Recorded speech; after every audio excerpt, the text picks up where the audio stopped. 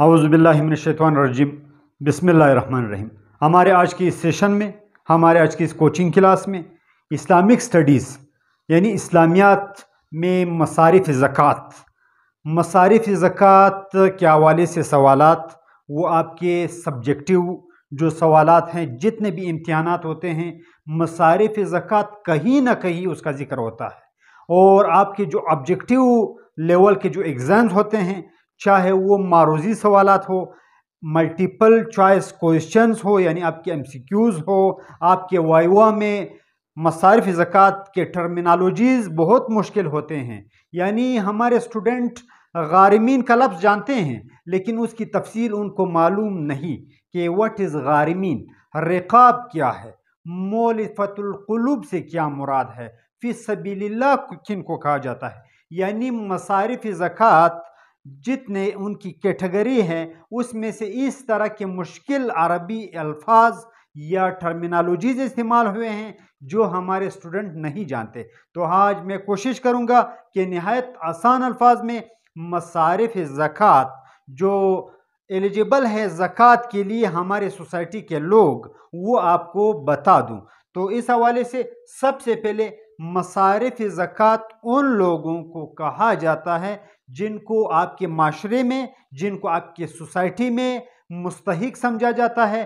कुरान अज़ीमुल शान में वही के ज़रिए हज़ूर सल्लल्लाहु अलैहि वसल्लम को बता दिया गया कि ये 8 कैटेगरी के लोग, 8 किस्म के लोग जो माशरे में मौजूद है, इनको ज़कात दी जा सकती है। जो साहिब इस्तिताअत है, जो ज़कात देने की अहलियत रखते हैं, वो इन 8 कैटेगरी के लोगों को ज़कात दे सकते हैं। और सवाल ये किया जाता है कि आपके मसारिफ़ ज़कात को कुरान अज़ीमुल शान की किस सूरत में डिक्लेयर किया गया है, वाज़े किया गया है, आयत नंबर कौन सा है। तो ये सूरह तौबा में, आपका जो सूरह तौबा है, सूरह तौबा ये 10वें पारे में मौजूद है। सूरह तौबा वो सूरत है जिसके शुरू में, जिसके स्टार्ट में बिस्मिल्लाह मौजूद नहीं। तो सूरह तौबा की आयत नंबर 40 में, आप सूरह तौबा की आयत नंबर 40 को ले ले, वहाँ पर 8 किस्म के इंसान जिक्र किए गए हैं। ये कैटेगरी बता दी गई है कि इन लोगों को ज़कात दी जा सकती है। नंबर 1 सबसे पहले फ़ुक़रा, नंबर 2 मसाकीन। सबसे पहले जो कैटेगरी है फ़ुक़रा को ज़कात दी जा सकती है और मसाकीन को, ये दूसरा नंबर है। हमारे यहाँ स्टूडेंट फ़ुक़रा और मसाकीन में फ़र्क नहीं कर पा रहे हैं। तो यहाँ पर मैं आपको बताता चलूँ, अगर कभी आपसे मसारिफ़ ज़कात में फ़ुक़रा और मसाकीन के दरमियान डिफ्रेंशिएट करने को कहा गया तो आप इस तरीके से डिफ्रेंशिएट करें। फ़ुक़रा वो लोग हैं, हमारे आम इस्तिलाह में उर्दू में फ़कीर और मुस्किन ये एक मानों में समझा जाता है, हालांकि अरबी में इसके माने अलग है। फ़ुक़रा से क्या मुराद है, मसाकिन से क्या मुराद है। फ़ुक़रा ये सबसे पहली द फर्स्ट कैटेगरी, ये उन इंसानों की सोसाइटी के जिनको ज़कात दी जा सकती है। फ़ुक़रा और मसाकिन के दरमियान आप डिफ्रेंशिएट किस तरह करेंगे।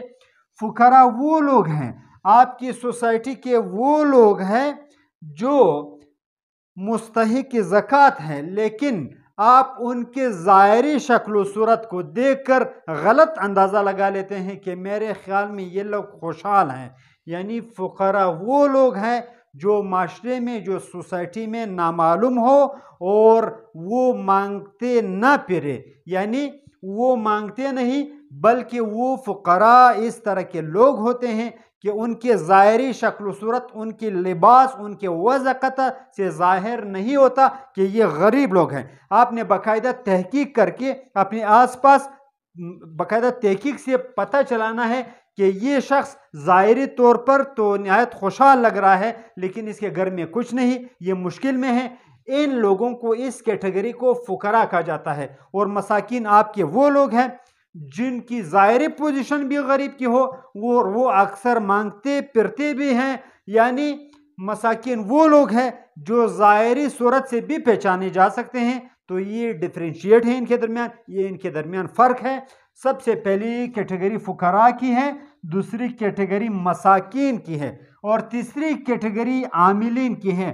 عاملین، عین الف آ، عاملین، عاملین ایکشن والے لوگ، وہ لوگ جو ایکشن میں ہو۔ عامل، عامل ایکٹ کرنے والا، عامل سے مراد ہے جو ایکشن میں ہو، یعنی اسلامی اسٹیٹ کی طرف سے، ریاست اسلامی کی طرف سے ان لوگوں کو جن کو ڈیوٹی دی گئی ہے زکوٰۃ کلیکٹ کرنے کی۔ جب ریاست اسلامی ہوتی ہے، اسلامی ریاست میں بعض لوگ زکوٰۃ اکٹھا کرنے پر تعینات ہوتے ہیں، ان کو زکوٰۃ دی جا سکتی ہے، یعنی اسی زکوٰۃ کے رقم سے ان کی تنخواہ دی جا سکتی ہے، ان کو رقم دی جا سکتی ہے، کیونکہ یہ دوسرا کام نہیں کر سکتے۔ اسٹیٹ نے ان کو مختلف دور دراز کے علاقوں میں بھیجا ہوتا ہے تاکہ وہ اسٹیٹ کے لیے، ریاست کے لیے زکوٰۃ اکٹھی کر لے۔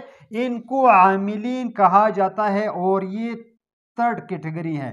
آپ کے جو سورہ توبہ کی آیت نمبر 40 ہے، فقراء، مساکین، عاملین، اور جو چوتھی کیٹیگری ہے والمؤلفۃ القلوب، یہ مؤلفۃ القلوب سے مراد ہے، اردو میں اس کو تالیف قلب کہا جاتا ہے۔ تالیف قلب، تالیف کہتے ہیں موڑنے کو، تالیف کہتے ہیں موڑنے کو، قلب کہتے ہیں دل کو، یعنی کسی کا دل اپنی طرف متوجہ کرنا۔ تالیف قلب سے مراد ہے ریاست اسلامی کے وہ لوگ جو غیر مسلم ہو، ان کو دوسرے الفاظ میں ذمی کہا جاتا ہے۔ ذمی ان لوگوں کو کہا جاتا ہے جو بظاہر وہ اسلامی ریاست میں رہ رہے ہیں لیکن وہ اسلام قبول نہیں کر چکے، ان کو ذمی کہا جاتا ہے۔ ان کے تالیف قلب، اسلام کی طرف ان کے دل موڑنے کے لیے، ان کو اپنی طرف متوجہ کرنے کے لیے ان کو زکوٰۃ دی جا سکتی ہے تاکہ وہ مسلمانوں کی اس حسن سلوک کو دیکھ کر اسلام قبول کر لے۔ یہ آپ کی چوتھی کیٹیگری ہے، اس کو مؤلفۃ القلوب یا تالیف قلب کہا جاتا ہے۔ پانچویں جو کیٹیگری اس آیت میں قرآن عظیم الشان میں بیان ہوئی ہے وہ ہے غارمین۔ غارمین، غارمین سے مراد یہاں پر اگر ہم اس کے لفظی معنی لے لیں تو اس سے مراد ہے گردنیں چھڑانا۔ گردنیں چھڑانا یعنی جو اسلامی ریاست میں، اسلامی ریاست کے اندر جو غلام ہوتے ہیں، لوگوں نے ان کو خرید لیا ہوتا ہے، لوگوں نے ان کو غلام بنایا ہوتا ہے، ان کو آزاد کرنا، ان کو آزاد کرنا غارمین کہلاتا ہے، یعنی لوگوں کے گلے کو غلامی سے چھڑانا۔ اس مد میں بھی آپ زکوٰۃ کے جو پیسے ہیں وہ خرچ کر سکتے ہیں۔ پانچویں جو کیٹیگری ہے وہ فی سبیل اللہ ہے۔ یہاں پر ہمارے اسٹوڈنٹ فی سبیل اللہ سے مراد لے لیتے ہیں اللہ کی راہ میں خرچ کرنا، نہیں، فی سبیل اللہ سے مراد ہیں مجاہدین، وہ لوگ جو فی سبیل اللہ میں ہیں، یعنی جو اللہ کے راستے میں دین حق کی سربلندی اور عظمت کے لیے کفار کے ساتھ لڑ رہے ہیں، تن من دھن کی بازی لگائی ہوئی انہوں نے۔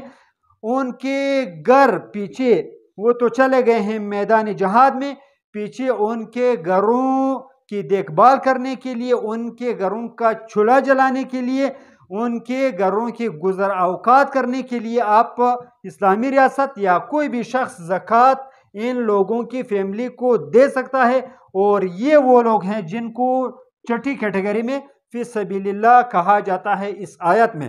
اور اس کے بعد ساتویں جو کیٹیگری ہے وہ جو ہے وہ ابن سبیل ہے، یعنی ابن سبیل۔ ابن سبیل سے مراد اگر ہم لفظی ترجمہ لے لیں، ابن سبیل سے مراد ہے راستے کا بیٹا، یعنی جو لوگ سفر میں ہو، مسافر کو، جو لوگ سفر میں ہو ان کو زکوٰۃ دی جا سکتی ہے۔ مسافر اگر چاہے وہ امیر ہو یا غریب ہو، اگر وہ سفر میں ہو، وہ مستحق ہو، اس کے پاس بظاہر اسی وقت ایٹ دا اسپاٹ کچھ نہ ہو، تو اس کو زکوٰۃ کی رقم دی جا سکتی ہے۔ یہ ساتویں کیٹیگری ہے۔